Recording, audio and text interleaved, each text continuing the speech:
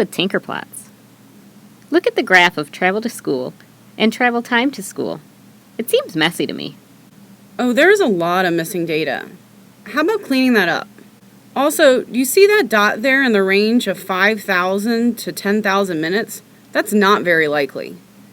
Maybe someone didn't take the survey seriously, or maybe a student reported in seconds instead of minutes. I agree. Just take that point out. Let me stack them up and make a box plot to see what happens.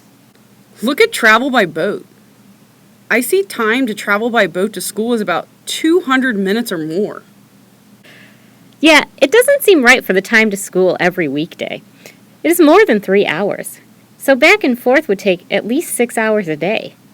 Maybe we need to filter the data that are 3 hours long or more. I agree. Let me try it now. Oh, that makes much more sense now.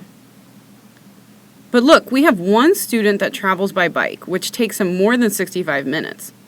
And one student that travels by means of other, and we don't even know what that is.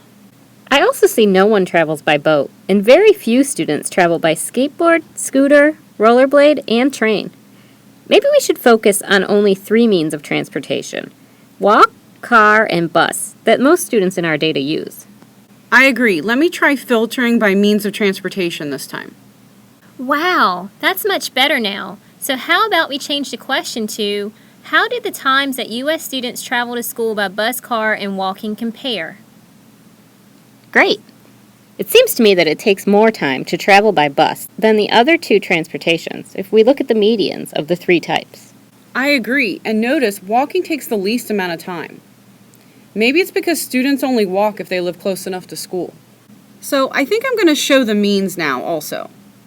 So I see the mean for travel by bus as the highest, followed by car, and then walking.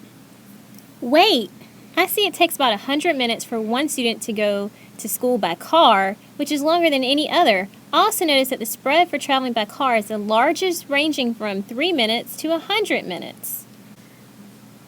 Yeah, it makes sense, doesn't it? The pattern is similar for travel by bus. But if you look at the cars, it looks like most of the people take less than 20 minutes. But with buses, it looks like most of them take less than 30. Yeah, I agree. And look at the people who walked. It takes them at most 30 minutes. So what we can say is generally, walking to school takes the least amount of time, followed by car and bus. This is true for students in the U.S. since we sampled 500 cases randomly from the census at school, right? I don't know. I'm a bit suspicious. Would this be true if we sampled another 500 cases? I'm suspicious too. Also, I have another idea. It doesn't seem very likely that it would take more than an hour to get to school every day. How far away could people live? It seems way too much.